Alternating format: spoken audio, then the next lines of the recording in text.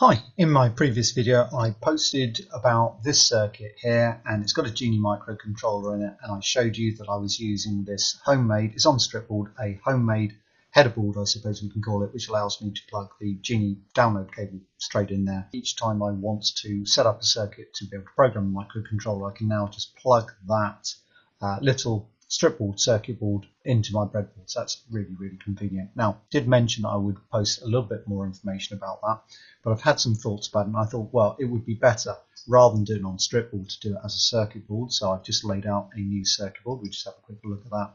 And so here it is. This is the real world view in Circuit Wizard. So it is very straightforward. It's not difficult at all. We've got those two resistors like I showed you before, the 100k and the 22k. I've added in the LED and the current limiting resistor for the LED. That's these two components here, okay? And these header pins are going to engage in the power rail. So that's how I get power for the LED, and also it's how I get the 0-volt rail to go to that pin as well, which is should be the 0-volt on the download socket. Hopefully you're going to see how this actually engages in the breadboard like that. Circuit Wizard won't actually allow me to drop this onto the breadboard. If I try to do that, yeah, it doesn't do it. Okay, so I just need to undo that. But hopefully you can see before I dropped it how it's going to engage. So those lower 3 pins of the male header connector, that then means that I've got those columns on the breadboard that I can then connect the 0-volt status and the programming pin to. Okay, so it's really going to be convenient, I think. I really like that idea. And if you want to have another look, I generally like to work on normal view. I find it's easier. And if anyone's interested in making one of these yourselves, maybe for your school, I can maybe post the schematic somewhere, okay? But I'm sure you can do this yourself anyway. So just having a look at this in a bit more detail then. So there's the programming socket. In fact, let's just drag this in just for a second. So if you actually look at the programming socket, you'll see that there's 4 pins along there, and then there's a middle one.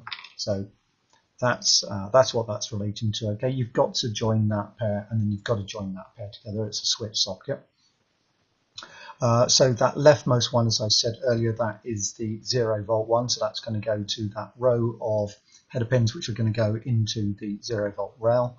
And then that row of header pins, join those ones up. That just goes into the positive rail. You don't actually need 3 pins and 3 pins. You could get away with just one, but it gives like really positive engagement in the board. So I think that works well.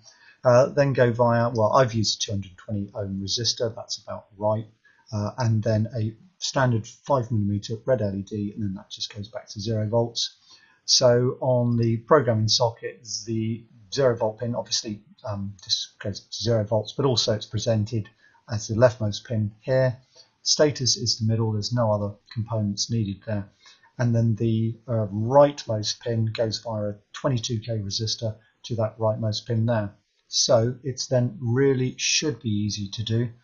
In fact, because I've connected the 0 volts rail there, which is pin 8 on the Genie 08 microcontroller. So I didn't even actually use that. Didn't use that one, okay. But otherwise, the middle pin, so the middle pin, this one, which is status, that goes to pin 7 on the Genie 08. Let's just get a pencil in there. So that's that one, okay. And then the rightmost pin of the 3, in other words, that one.